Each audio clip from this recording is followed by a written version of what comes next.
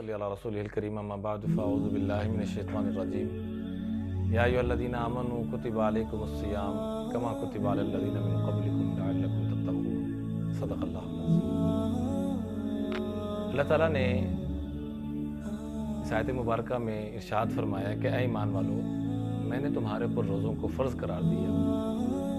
اور یہ خالی تمہارے پر نہیں بلکہ پچھلی امتوں پر بھی روزوں کو فرض قرار دیا، اور روزہ فرض کرنے کا مقصد آگے بتا دیا کہ روزے کا مقصود لعلکم تتقون، تاکہ تمہیں تقوی نصیب ہو جائے۔ نبی کریم صلی اللہ علیہ وسلم سے ایک صحابی نے آ کے درخواست کی، ان شہدت ان لا الہ الا اللہ وان محمد رسول اللہ، یا رسول اللہ اگر میں کلمہ پڑھ لوں صلی اللہ علیہ وسلم، وصلیت الصلوات الخمس، 5 وقت کی نماز بھی پڑھوں، وادیت الزکاۃ، زکوٰۃ بھی ادا کروں، وصمت رمضان وقمتہ، اور رمضان کا قیام بھی کروں اور رمضان کے روزے بھی رکھوں، تو فممن انا، مجھے اس پہ ملے گا کیا؟ اللہ کے محبوب صلی اللہ علیہ وسلم نے فرمایا من الصدیقین والشہداء، کہ اللہ تمہارا شمار صدیقین اور شہداء میں فرمائے۔ اتنی بڑی اس کی فضیلت ہے۔ اب آ جائیے کہ روزے کا مقصود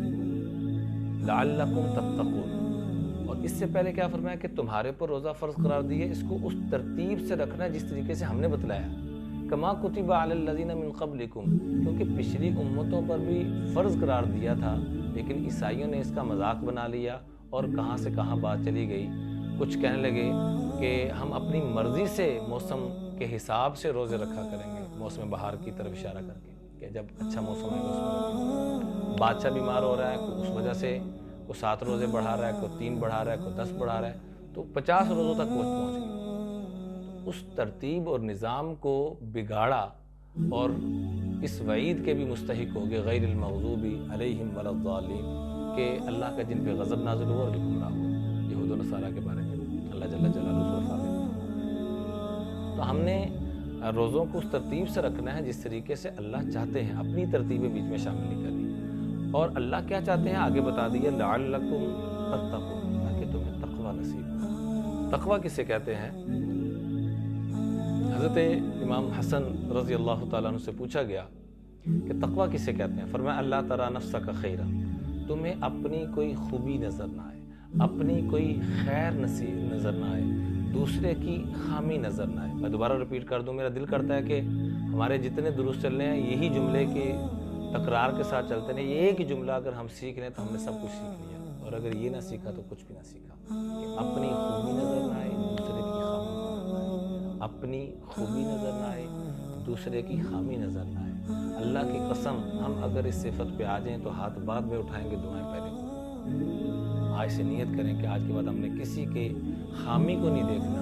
اور اپنی خوبی کو نہیں دیکھنا۔ اس صفت کے اوپر جب ہم آ جائیں گے تو اللہ کے فضل و کرم سے اللہ کی رحمتیں، اللہ کی برکتیں نصیب ہوں گی۔ اللہ سے دعا ہے کہ اللہ تعالی ہم سب کو روزے کی برکات نصیب فرمائے، اللہ تعالیٰ روزے کے ثمرات نصیب فرمائے، اور جو مقصود ہے تقوی، جس کا قرآن پاک میں 250 مرتبہ ذکر ہے، قرآن پاک کے شروع میں فرما دیا ھدی للمتقین، کہ اس عظیم الشان کتاب سے جو ہدایت ملے گی وہ متقی لوگوں کو ملے گی۔ اس لیے ہم نے اللہ سے رو رو کے مانگنا ہے کہ یا اللہ جو تیرے ہاں روزے کا مقصد ہے کہ تقوی نصیب ہو جائے۔ اتنی زندگی ہو گئی روزہ رکھتے رکھتے ابھی تک روزے کا مقصود نصیب نہیں ہوا، اے اللہ اس ماہ مبارک میں مجھے اپنے فضل و کرم سے روزے کا جو مقصود ہے وہ نصیب فرما اور پوری امت کو نصیب فرما۔